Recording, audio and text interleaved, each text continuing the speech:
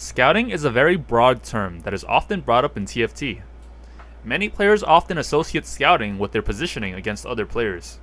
While that is an important aspect of scouting, it only scratches the surface of what it really is. In this video, I'm going to explain to you when you should be scouting, why you should be scouting, and what kind of information you should be looking for when examining other players' boards. The first thing you need to know about scouting is positioning. Some questions you should be asking yourself when you scout are the following. Are there any Blitzcrank players? Any infiltrators? Any Zephyrs or Shrouds? Are people positioned on the left side or right side? You should be positioning your own board accordingly based on the players in the lobby.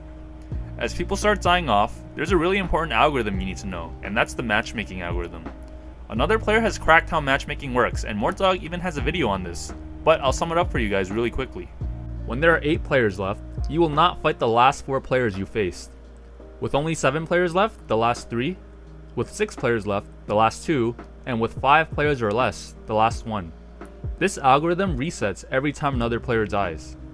This means that if you're player 1 and you just fought players 3 and 5, you should only be positioning for players 2, 4, and 6. While this algorithm doesn't matter as much early, it is game-changing late game because you have a really high chance of predicting who you're going to fight next. You should always be scouting the current lobby to see which synergies would be the most impactful. Certain synergies are better in certain lobbies. If you see that there are a lot of Sorc players, you should be looking to pick up Mystics for your late game composition. Similarly, if there are a lot of AD comps, maybe you should consider dropping them. Late game, when it's easier to predict who you're going to fight next, you can keep 2 Mystics on your bench and continuously swap them in and out. Whenever you're thinking about committing to a certain comp, you need to scout the lobby and see if anyone else is playing it. If there are already 3 other people playing your comp and you don't scout, you better have some hand sanitizer because you're going to be holding hands straight to a bottom 4. Here, I'm presented with the choice between playing a Star Guardian or Sniper mid-game. I quickly scan the lobby and see that there are already 2 other Star Guardian players. Star Guardians usually can't support more than 2 players, but Snipers can because you can itemize Shaco, Jhin, or Xerath. After scouting, I decide to sell off my Star Guardians for Econ and commit to Snipers for my mid-game. One thing that you should take note of when you scout is how contested an item is.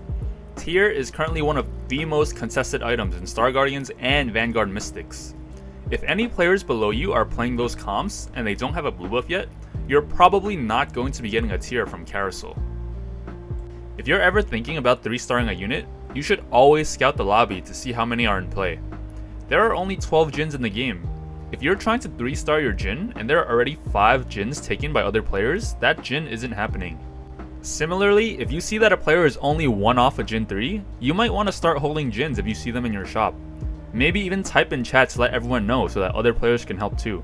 You'd look like a total douchebag, but hey, LP is LP. If there are only 2 people left and you're capped, you should be scouting the other player and buying all the units that they still need to upgrade. Here, you should be rolling and picking up Lulus because this guy still has a 1-star Lulu and your board is already max upgraded. If you're currently stuck at a certain elo and you're not doing these things in your games, I highly encourage you to follow these tips. I guarantee you that you will climb a lot higher. I will also be answering any questions you guys have about the game. Just make sure that you've liked the video and that you're subscribed first. Then you can leave your question in the comments down below. I'm going to try and get to every single question on this video. Thanks so much for watching, and I'll see you guys next time.